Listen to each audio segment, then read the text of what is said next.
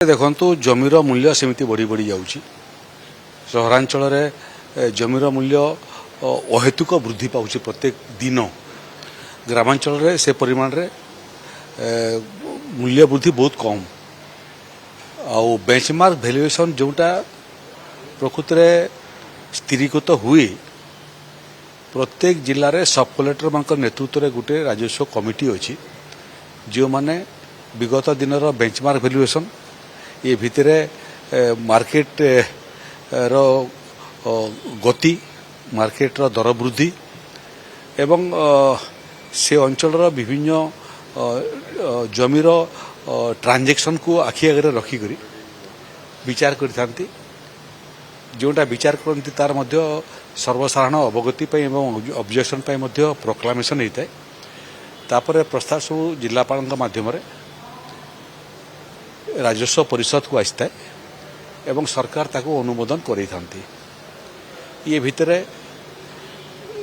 प्रत्येक 2 वर्ष दर वृद्धि एक स्वाभाविक प्रक्रिया, किंतु जो जगार अहेतुक भाव में मूल्य वृद्धि होती अभियोग अच्छी ताकू आउ थे समीक्षा करने राजस्व विभाग में एक उच्चस्तरीय कमिटी गठन करने मुझे जाऊँगी। जो जो जगार अहेतुक दर वृद्धि कथा आसो, कम्प्लेन आसो, अभियोग आसो, ताकू से माने टिके तर्जमा करेंगे, अध्ययन करेंगे एवं आवश्यक तले ताकू रोलबैक करने प्रस्ताव देवे। थे प्रस्ताव आसला परे सरकार से बाबद चूड़ांत निर्णय करेंगे। ये भितर गोटे जगार हूँ जो मैंने जमी किणुंट अहेतुक दर वृद्धि से माने प्रभावित होती। अपर पक्षरे आउ गोटे श्रेणीर लोक अच्छा जो मानकर विभिन्न सरकारी प्रकल्प बेसरकारी प्रकल्प जमी अधिग्रहण होता है।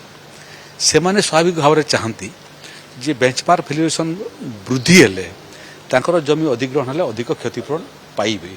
तेणु उभयटा को बैलेंस करी जिमिति लोके प्रभावित हेबे नहीं एवं बेंचमार्क वैल्यूएशन लोकों को कष्ट दब नहीं, से बाबद में जिते अभियोग अच्छी ताको आम विचार करूँ एवं लोकों को बेसी कष्ट न हो एवं वास्तवता आधार रे हो से जहाँ निष्पत्ति।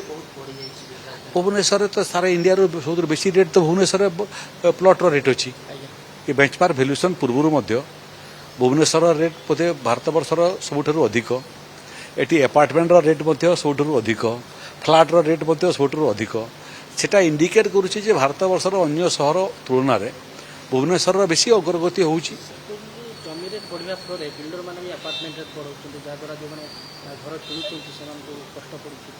से बाबद देखा भी सरकार काम जे अहेतुक दर वृद्धि न हो, लोक मान जमी एफर्ट करें, मध्यवित्त परिवार एफर्ट करें, से बाबद सरकार सचेतन हेब एवं केवल निम्न मध्यवित्त नुह गरीब लोकंकर अधिकार अच्छी गोटे जमी करते से आम वसुंधरा योजना दौचु। एवं सहरांचल आम योजना प्रस्तुत करुचु जे रूराल हाउसिंग रे गरीब लोक केमिति आम एकोमोडेट करूँ। प्रधानमंत्री आवास योजना एवं अंत्योदय आवास योजना जोटा राज्य सरकार प्रणयन कर सहर में करने नुआ मोडालिटी आम वर्कआउट करुचु। नगर उन्नयन विभाग सांगे आम कथबार्ता चली।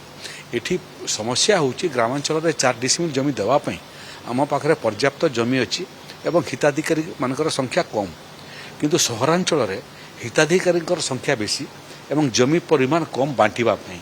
तेणु आम से कम जगार बेसी घर जमीती हो पार से पीपीपी मोड्रे महाराष्ट्र मॉडल रे आम फ्लैट सिस्टम रे मध्य घर बनईकरी गरीब लोक देवाई योजना करूँ। से राजस्व विभाग और नगर उन्नयन विभाग सांगे कथबार्ता चली एवं महाराष्ट्र मॉडल एवं अन्य राज्यर मॉडल बाबद आम अध्ययन करुचु। से जो व्यवस्था अच्छी से व्यवस्था है कि निर्दिष्ट भाव में राजस्व विभाग जमी देव, अर्बन डिपार्टमेंट ताकू डेभलप करेबो एवं पीपीपी मोड रे से जमी उद्योगी माने नेबे, जो माने किछि जमी निजे व्यवहार करेंगे, किछि जमी रे गरीब लोकों फ्लैट करेंगे।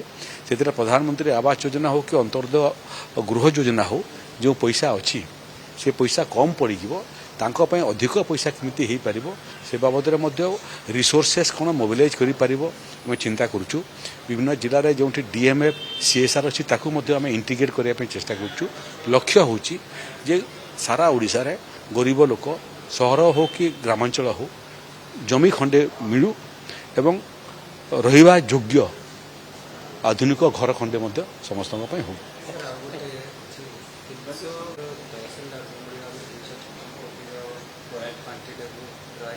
नहीं से खबर कागज गोटे बाहरी जोटा मुझे पढ़ी मुख्य शासन सचिव को मध्य तांको कथा मध्य कोट कराई जे से कुआडे